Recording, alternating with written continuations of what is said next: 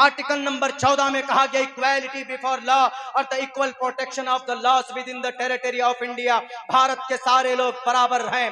क्या आप हिंदू मुसलमानों के नाम पर लड़ा दोगे या कोई कानून बनाओगे? तो क्या आप बेवकूफ समझे? आर्टिकल नंबर 15 भी हमें आता जिसके अंदर कहा गया कि prohibition of discrimination on grounds of religion, कि धर्म के नाम पर कोई कानून नहीं बनाया जा सकता। क्या हमें टोपी दाढ़ी के नाम पर अगर मारोगे दुनिया के लोगों, यहूदियों और खुसूसन भारत के लोगों, तो हमें क्या आर्टिकल नंबर 21 नहीं मालूम जिसके अंदर कहा गया protection of our life and personal liberty, हमारी जान की रक्षा करना यहाँ के बड़े लोगों और यहाँ के सरकार की जिम्मेदारी।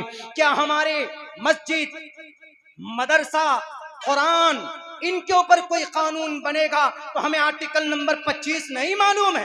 Freedom of conscience and free profession and practice propagation of the religion, जैसे हमें कुरान याद है, अल्हम्दुलिल्लाह इसे संविधान के आर्टिकल को भी लोगों के सामने पेश किया जा सकता। ये खुली मोहब्बत की दलील नहीं तो और क्या है मेरे भाइयों? बैरकैफ कुछ ऐसे फसादी लोग आए हैं, अल्लाह उनको हिदायत दे, वरना हमारा जो प्लेटफॉर्म है उलमाए किराम का, शरीयत का, इससे बेहतर प्लेटफॉर्म हमारी नज़र में कोई नहीं है। चूँकि ये लोग शहीद हुए हैं अपने देश के लिए, इसीलिए इनका चर्चा करना मैंने बहुत ज़रूरी समझा। वरना 1920 के बाद जो हिंदू मुसलमानों ने इत्तिहाद पेश की, अगर वही इत्तिहाद आज कायम हो जाए, आवाम में कोई गड़बड़ी नहीं, कुछ लोगों में गड़बड़ी है जो शराब की थैलियां दे दे कर लोगों को लड़ाते हैं। वरना क्या ऋग्वेद, यजुर्वेद, सामवेद, अथर्ववेद, रामायण, महाभारत, गीता पढ़िए, इनके अंदर भी बहुत अच्छी बातें हमारे हिंदू भाइयों की अंदर लिखी गई है। उसके अंदर क्या फ़र्क है भाई?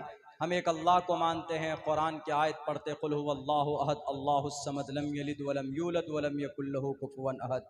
हमारे हिंदू भाई इसी को ब्रह्मा सूत्र के नाम से पढ़ते, एकम्मा ब्रह्मा द्वितीयो नास्ते नहना नास्ते किंचन।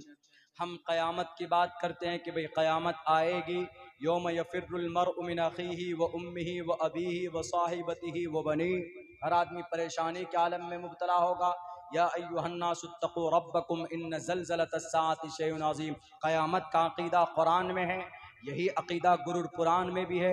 ओम पूर्णमिदः पूर्णात् पूर्णमुदच्यते पूर्णस्य पूर्णमादाय पूर्णमेवावशिष्यते। हम कहते हैं कि अल्लाह एक है, अल्लाह का कोई बेटा बेटी नहीं। हम पुराणों में भी वही लिखा है, न कश्चित पतरस्टी लुकी न चिस्ता न वच्युतिस्य लिंगम सकारनम करनादिपादिपो न चास्य कश्चित जनिता न चादिपा। यही पैगाम उसमें भी है। हमारा कुरान कहता है कि 1 मिनट तुम्हारा लिखा जाता है, एक एक लम्हा। ला युगादिरु सगीरतन वला कबीरतन इल्ला अहसाहा। जितने भी हमारे नौजवान हैं 14 साल की उम्र से लेकर मरने तक, आपका एक एक लम्हा लिखा जाता, आपका एक एक मिनट लिखा जाता है, सब कुछ छोड़ा नहीं जाता। यही चीज कही गई है, युनः पिता जनिता यु विधाता धामानि वैद भूनानि विश्वायु देवा नाम नाम दायक इवतम संपरशनम भूनायंतयन्या। यही बात उसमें भी लिखी गई कि मरने के बाद ईश्वर के सामने आना है और कहना है कि हम इतने मर्तबा मुखिया रहे, ये ईश्वर हम एमपी रहे। तो ईश्वर कहेगा एमपी बाद में, पहले मुखिया में जो घोटाला किया वो बताओ। मुर्गा बना दिया जाएगा, वहां हिसाब किताब होगा। युना पिता जनिता का यही मतलब है हर किसी के लिए। मुसलमान का तो ज्यादा है, मुसलमानों के लिए तो अल्लाह के नबी एक हदीस पेश करते हैं कि क़यामत में सवाल होगा, उम्र के बारे में पूछा जाएगा, वन उम्र ही फीमा अपना, उम्र कहाँ बिता कर आए।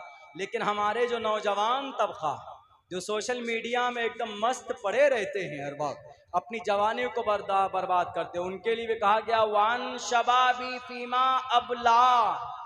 अपनी जवानी यानी 15 साल से लेकर 45 साल या 50 साल जवानी है। नौजवानी से जवानी, यंग ब्लड है, हर चीज में एकदम बिल्कुल पुरजोश हो जाते हैं हमारे नौजवान, क्योंकि खून गर्म होता है उनका, आगे पीछे कोई परवाह नहीं करेंगे। देखते ना बाइक पे बैठते हैं, बाइक में भले ही 100 सीसी की बाइक हो, उसको एकदम 150 की स्पीड पे भगाने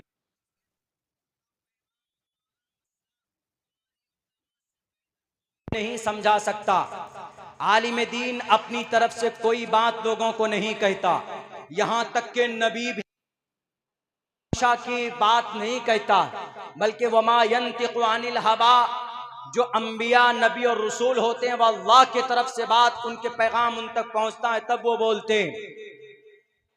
यही बात ऋषि मुनियों के ताल्लुक से भी कही गई कि ऋषि मुनि, अगर वो ऋषि मुनि सच में अवतार है तो अवतार अपनी तरफ से कोई बात नहीं कहता, बल्कि ईश्वरीय ग्रंथ से उनको ईश्वरीय मैसेज दिया जाता है, तब जाकर वो ईशवानी होती है, तब जाकर वो लोगों के बीच में पैगाम रखते हैं। तलाक का मामला है, इस्लाम में तलाक इतना आसान नहीं है जितने हमारे कुछ लोगों ने फोन पे झगड़ा हुआ बीवी को बोल देते 1 2 3 तलाक जाओ, इसीलिए इस पर मोदी जी कानून लेकर आए।